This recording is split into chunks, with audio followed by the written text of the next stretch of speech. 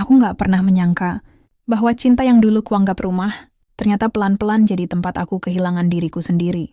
Namaku Rani, aku lahir dari keluarga sederhana bisa dibilang hancur sejak awal. Ayahku pergi waktu aku masih SD. Ibuku sejak itu merantau ke kota buat kerja. Aku tumbuh sendiri di rumah peninggalan simbah. Di sebelah rumahku ada rumah pamanku, jadi cuma merekalah yang sesekali nengok kalau aku sakit atau butuh bantuan. Aku terbiasa hidup sendiri. Dan mungkin karena itu, aku tumbuh jadi perempuan yang selalu haus akan kasih sayang, terutama dari sosok ayah. Waktu itu aku kerja di pabrik garmen. Hidupku serba pas-pasan. Sampai suatu hari aku kenalan sama Raka. Seorang pria muda, ganteng, rapi, sopan. Kerja di perusahaan besar, gajinya jelas. Masa depannya juga kelihatan cerah.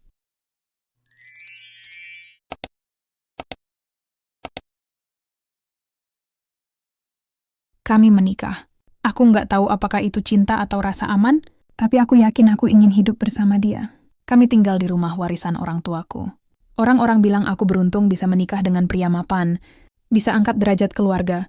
Semua orang memujiku, memandangku dengan iri. Tapi mereka nggak tahu bahwa di balik senyum itu, aku sedang belajar menyesuaikan diri dengan dunia yang bukan milikku. 2 tahun kami menikah, akhirnya aku hamil. Anak pertama kami lahir. Aku pikir, mungkin ini tanda kehidupan kami akan berubah jadi lebih baik. Hari-hariku dulu selalu sama. Bangun pagi sebelum matahari benar-benar naik, menyiapkan diri dengan terburu-buru, lalu berjalan kaki melewati gang sempit menuju pabrik garmen di ujung kota, tempat yang bagi sebagian orang mungkin pengap dan membosankan. Tapi buatku, itu satu-satunya tempat aku bisa merasa berguna. Setiap hari di sana, aku menatap lembaran kain warna-warni yang terus berganti, menjahit pakaian untuk orang-orang yang bahkan tak kukenal. Upahku tak seberapa, tapi cukup untuk makan membayar listrik, dan cukup untuk bertahan hidup. Di sela-sela rutinitas yang monoton itu, aku kadang melihat kehidupan orang lain yang terasa jauh lebih mudah. Anak-anak muda berjas rapi di halte, menunggu mobil kantor menjemput. Mereka tampak percaya diri, berbeda sekali denganku yang selalu bau keringat dan serat kain. Tapi aku belajar menerima, karena bagiku, hidup memang tak pernah mudah sejak awal. Aku dibesarkan tanpa sosok ayah. Sejak kecil aku sudah terbiasa menahan tangis di malam, hari saat mendengar anak-anak lain bercerita tentang pelukan ayah mereka. Ibuku pergi merantau, bekerja di kota untuk membiayai hidupku. Aku tinggal sendiri di rumah peninggalan kakek, ditemani sepi dan suara, radio tua yang sering kuputar, untuk sekadar mengisi kesunyian.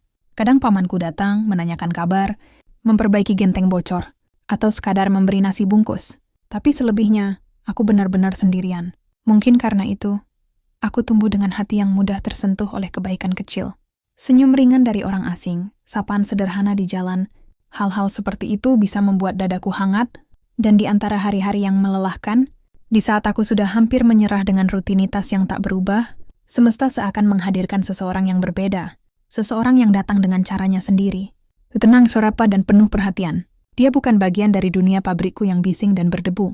Gerak-geriknya sopan, tutur katanya lembut, dan caranya memandang seakan membawa ketenangan yang belum pernah kurasakan sebelumnya. Aku tak tahu kenapa dia tertarik padaku seorang buruh biasa, dengan hidup yang sederhana dan masa lalu yang berantakan. Tapi setiap kehadirannya membuatku merasa, dilihat, hari-hariku perlahan berubah. Jalan pulang dari pabrik tak lagi terasa panjang. Bahkan kadang aku menunggu lebih lama. Hanya karena ingin memastikan bisa melihatnya lewat, aku mulai merasa ada harapan kecil di dalam hidup yang selama ini hanya ku jalani tanpa arah. Hari-hariku perlahan berubah. Jalan pulang dari pabrik tak lagi terasa panjang. Bahkan kadang aku menunggu lebih lama. Hanya karena ingin memastikan bisa melihatnya lewat, aku mulai merasa ada harapan kecil di dalam hidup yang selama ini hanya ku jalani tanpa arah. Aku tahu jarak antara kami besar sekali. Dia berasal dari keluarga yang terpandang, mapan, terhormat. Ayahnya pensiunan dari perusahaan besar, ibunya ibu rumah tangga, dan kakaknya bekerja di bank. Sementara aku, hanya gadis pabrik yang bahkan kadang masih bingung menghitung sisa gaji di akhir bulan. Tapi entah kenapa, dia tetap datang. Dan setiap kali itu terjadi, hatiku belajar percaya bahwa mungkin hidup juga bisa memberi kesempatan pada orang seperti aku. Aku mulai membayangkan hal-hal yang dulu tak pernah berani kubayangkan. Punya rumah kecil yang nyaman, seseorang yang menunggu di meja makan, tawa yang mengisi sore hari. Untuk pertama kalinya dalam hidup, aku merasa punya arah. Dan arah itu mengarah padanya. Mungkin disitulah awal kesalahanku dimulai. Aku terlalu cepat percaya, bahwa seseorang bisa menjadi obat dari Masa lalu yang menyakitkan. Aku terlalu yakin bahwa cinta bisa menggantikan kasih. Sayang seorang ayah yang hilang bisa menambal semua luka yang kubawa sejak kecil. Aku tak tahu bahwa di balik ketenangan yang kulihat, ada badai besar yang belum sempat menunjukkan wujudnya. Aku hanya tahu satu hal saat itu bahwa aku jatuh cinta sepenuh-penuhnya. Hari itu aku mengenakan kebaya sederhana berwarna krem. Tak ada gedung megah, tak ada ratusan tamu undangan. Hanya halaman rumah dengan tenda kecil dan kursi plastik yang disusun seadanya. Tapi di mataku semuanya terasa sempurna. Aku menikah dengan seseorang yang dulu hanya bisa kupandangi dari kejauhan. Aku tak punya banyak harta untuk kubanggakan, tapi dia datang dengan keyakinan yang besar, dengan restu keluarga yang katanya tulus. Ibunya tampak lembut, ayahnya berwibawa. Semuanya tampak seperti kehidupan yang selalu aku idam-idamkan, keluarga utuh, hangat dan penuh kasih. Setelah akad itu selesai, dunia seolah berubah. Aku resmi menjadi istri dari pria mapan yang punya masa depan cerah. Orang-orang di sekitarku bilang aku beruntung. Mereka bilang aku naik derajat. Bahkan ada yang berbisik iri, menyebutku gadis pabrik yang jadi istri pegawai perusahaan besar. Setiap kata itu menancap dalam hatiku, bukan sebagai pujian, tapi sebagai beban yang harus kujaga. Aku ingin menjadi istri yang baik. Aku ingin membuktikan bahwa aku pantas untuk hidup di dunianya. Kami tinggal di rumah peninggalan orang tuaku, rumah sederhana di ujung gang, dengan pagar besi yang mulai berkarat dan tembok kusam yang mengelupas di beberapa sudut. Dia tidak keberatan. Katanya, yang penting kami punya tempat untuk pulang. Dan aku tentu saja bahagia. Setiap pagi, aku bangun lebih awal dari biasanya. Menyiapkan sarapan, merapikan rumah, dan memastikan semuanya terlihat layak di matanya. Aku ingin dia tahu bahwa meski aku berasal dari keluarga yang sederhana, aku bisa membuat hidupnya nyaman. Hari-hari awal pernikahan terasa begitu hangat. Dia sering pulang membawa buah tangan kecil, kadang roti, kadang bunga plastik dari toko sebelah kantornya. Aku menyimpannya semua, bahkan bungkus rotinya pun tak kubuang, seolah semuanya punya makna. Malam-malam kami diisi dengan obrolan ringan, tentang masa kecil, tentang mimpi, tentang rencana masa depan. Aku mulai percaya, mungkin ini awal dari hidup baru yang selama ini hanya ada dalam doa-doaku. 2 tahun berlalu, aku mengandung anak pertama kami. Saat itu, rasanya dunia berhenti berputar untuk sejenak. Ada kehidupan kecil yang tumbuh di dalam tubuhku, yaitu bukti cinta, sekaligus harapan baru.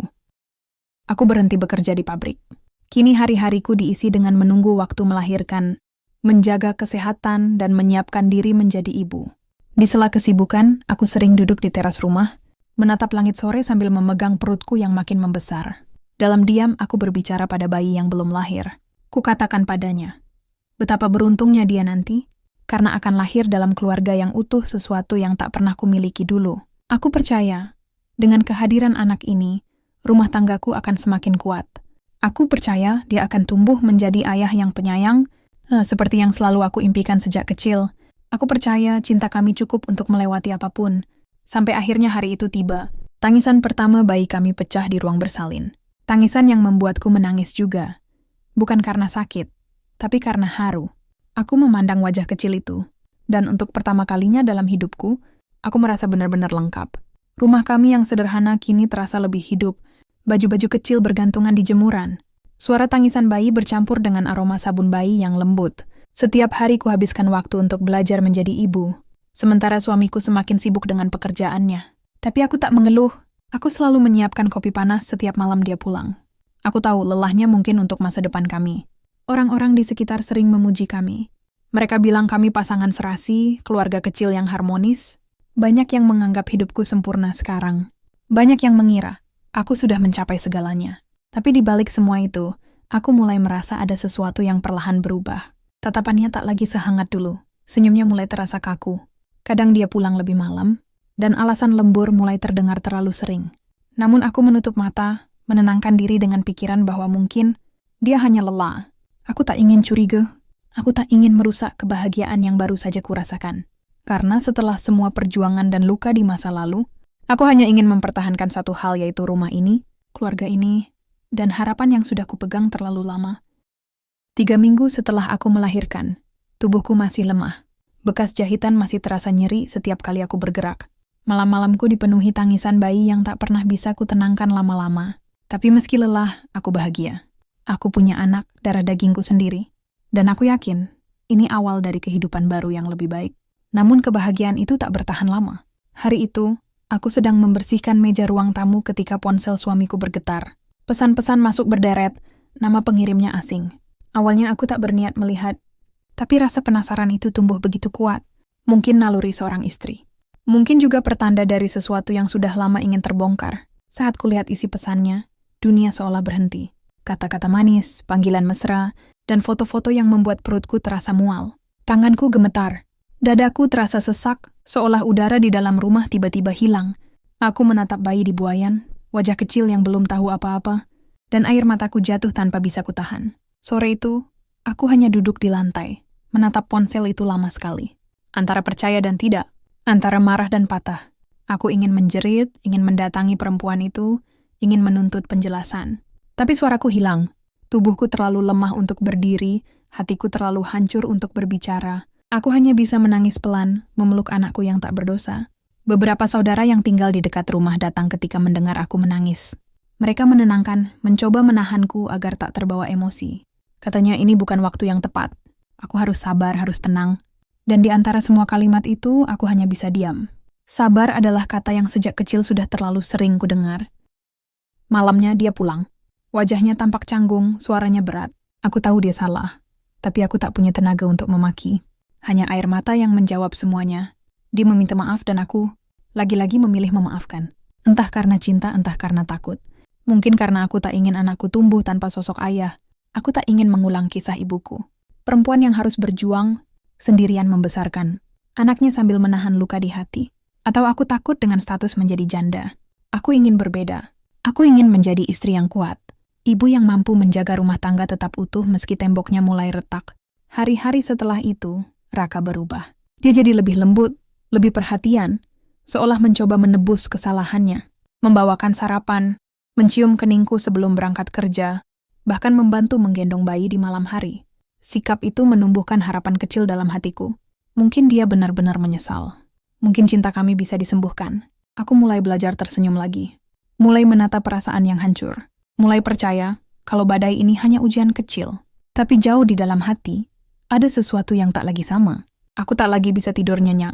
Setiap kali ponselnya berbunyi, jantungku berdebar cemas. Setiap kali dia keluar rumah, pikiranku berkelana ke tempat-tempat yang tak seharusnya. Rasa percaya itu perlahan hilang. Dan yang tersisa hanyalah ketakutan. Namun aku tetap bertahan. Aku menyembunyikan kegelisahan itu di balik senyum yang kupaksakan. Karena bagiku luka tak perlu diumbar. Yang penting rumah ini tetap berdiri. Yang penting anakku tetap punya ayah untuk dipanggil bapak. Dan malam demi malam aku belajar berpura-pura. Berpura-pura tak tahu, berpura-pura bahagia, berpura-pura kuat. Sampai akhirnya aku lupa seperti apa rasanya menjadi diriku sendiri.